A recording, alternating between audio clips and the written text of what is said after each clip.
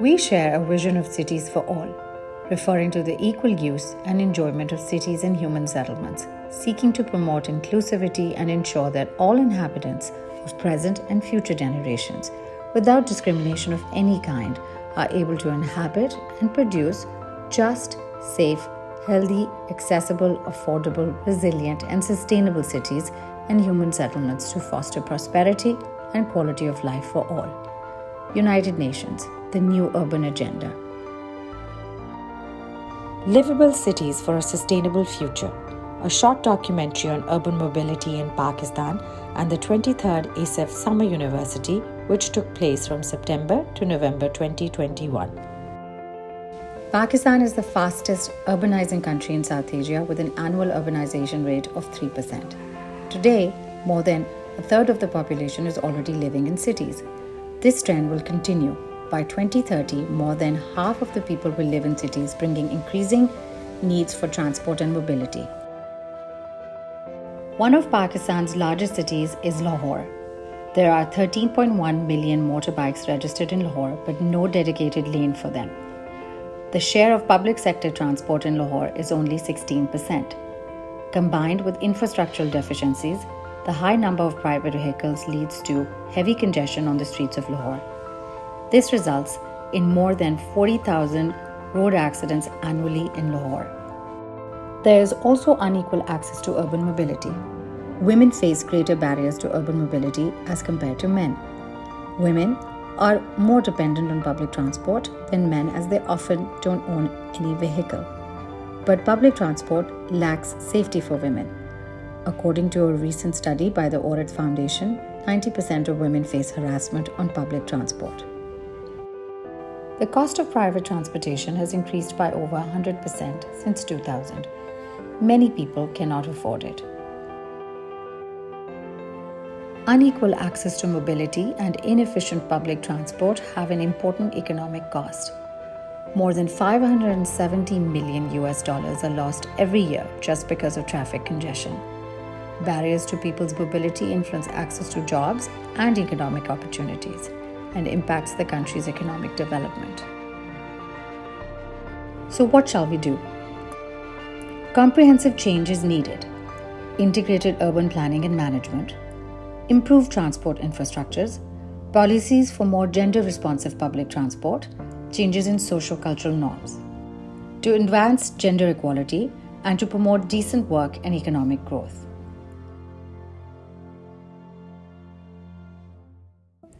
How can the youth be engaged in the process?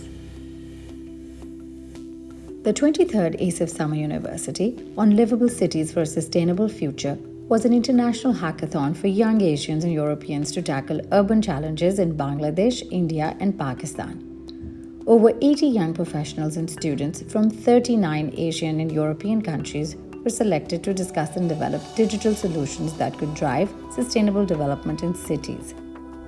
The hackathon was embedded in a 3-month-long interdisciplinary program that included leadership and design thinking trainings, webinars, and online collaboration for participants. The Hackathon Challenge for Pakistan focused on creating accessible cities, enhancing urban mobility in Lahore. How did the ASEF Summer University 23 come about and what were the objectives? Freya Chow Paul, one of ASEF's project coordinators, shares some background on the project. So, the ASEF Summer University is a long-standing program in ASEF's education department. We have always placed a great emphasis on experiential, intercultural, and interdisciplinary learning opportunities that have a strong connection to the local communities and create impact. And every Summer University edition focuses on a different theme that is linked to the Sustainable Development Goals, and that has a specific relevance to the hosting countries. So with the 23rd edition in Bangladesh, India, Pakistan, we identified sustainable urbanization as a key common concern. Now more than 55% of the world's population live in urban areas today, and Bangladesh, India, and Pakistan have some of the fastest growing cities worldwide. And of course, rapid urbanization brings along various socioeconomic and environmental challenges for for policymakers, urban planners, and of course, urban citizens. These are challenges such as urban sprawl, higher urban cost of living, rising inequality and poverty, weak infrastructure, and increased environmental degradation, just to name a few of the problems. And these challenges really call for innovative solutions. And this is exactly what we aim with our Summer University program, to bring together young people to collaborate and innovate for the future. Actually, originally, we planned a cross-country physical project and hackathon with stopovers in Lahore in Pakistan, Delhi in India, and then Dhaka in Bangladesh. But due to the outbreak of the pandemic, we did have to move all activities online. But nonetheless, I really feel like we've been successful in our goals and have still been able to create a space for young people to create meaningful impact in their societies. ASEF Summer University 23 was a collaboration of 7 organizations across Asia and Europe: universities, research institutions, NGOs, and think tanks. Asadullah Sheikh, Director for Global Engagement at Superior University, explains why his university joined the partnership consortia and why he believes universities can play a role in making cities more sustainable. 60% of Pakistan's population consists of youth, and this youth is going to shape the future of the country. Educational institutions play a very vital role in shaping the economy and urbanization of any country. We firmly believe that involving students apart from the learning areas and bringing them for the different projects in the country would play a key role in regard to the planning and development and strategic implementation of projects which can lead to the betterment of urbanization. We firmly believe that universities should fund such projects and support students so that they can cater multiple policy making areas in the country which can lead to the further betterment in regard to policy making. Projects like the ASEF Summer University not only foster multi-stakeholder partnerships and local community engagement to contribute to the achievement of the SDGs. Julia Berger, who is resident representative at the Jakarta office of the Hans Seidel Foundation, a key project partner, emphasizes its role to strengthen civic engagement and democratic participation. Actually, the ASEF Summer University is quite a brilliant project because on the one hand, it's focusing on young people and on participation of young people. And I think that's a focus which we often still do not take enough into consideration in our projects. Young people often have very innovative ideas and solutions to existing problems and very unique perspectives which, let's say, decision makers do not necessarily have. So one of core value of democracy is participation, and active democracy requires participation and Democrats. So that is why, by definition, this would be a project which is like very close to our heart, if I may say so. The Summer University program stretched over 3 months and culminated in a 10-day-long virtual hackathon. 12 teams competed in 3 categories and developed digital solutions to urban challenges. Dr. Tehreem Masood, Assistant Professor and Head of Software Engineering Department at Superior University, supported the program as Technical Hackathon Coordinator for Pakistan. Arham Ishtiaq, co-founder and CTO of the Pakistani NGO Connect Here, and Samna Khan participated as Hackathon Team members. They share their experiences during the program, why the hackathon has been different than others, and the importance of bringing diverse perspectives together for innovating our cities. Due to COVID, ASEF Hackathon is organized virtually. And in this virtual hackathon, the most important part was getting to know each other virtually and staying connected and taking all the stakeholders on board in a systematic way to meet to the objectives of the hackathon. And it went great with great collaborations among the teams, among the participants and different stakeholders, be it be technical coordinators or mentors. Particularly what I found very different from all of my past experiences was kind of doing this in a completely virtual medium. And on top of it, not only that, we were supposed to use this particular medium with students and professionals from across the world. So, and from across different cultures, from different countries and all of that. So for me, it was very unique in kind of getting to work with such a diverse team in such a different manner, something that all of us have kind of become accustomed to now, but not to the extent that the hackathon kind of pushed us to do it. Experience as a team leader has been overwhelming in terms of learning, my interpersonal learning, as well as delivering what I know well. There was a team leaders training, which was a very good part, that we are not only here to deliver what we are good at, what our strengths are, but we have been learning, and we were also trained to do our job in a better way.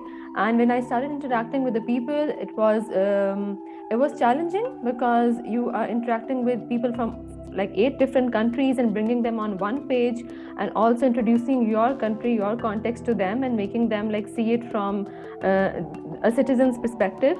So it has been challenging, but it has also been a great learning experience from the people, from my team members, and also from all the fellow participants.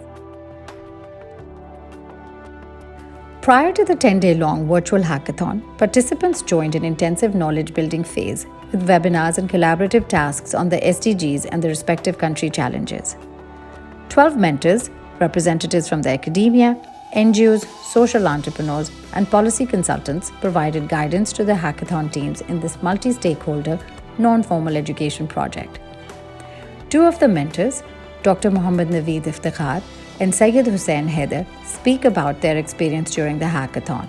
So I think it is different in a way. There are a few things, because the way they've organized, and there are people who are coming from, as I mentioned earlier, from cross cultures. One thing. Second, they've engaged some professionals who are directing them, who are coordinating with them. And from then professionals, there are mentors as well who are guiding them strategically.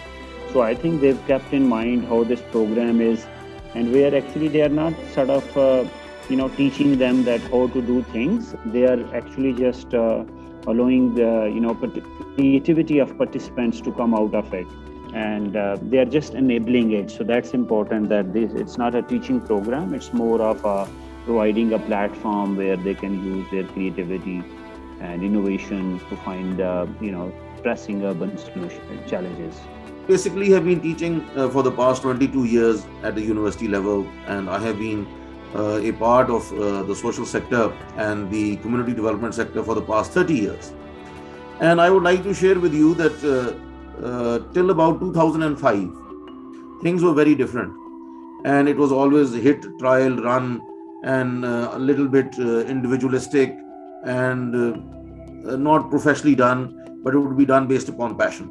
I think these type of activities and these type of hackathons and these type of entrepreneurial events have actually been able to streamline and provide immense opportunities to the youth, number one. Number two, these type of activities make the youth connect with similar-minded people, not only across countries, but across the globe. And thirdly, because they have mentors, they have instructors, and they have developers with them. Therefore, they get this very multicultural, multi-tool context of how to do things in a better way.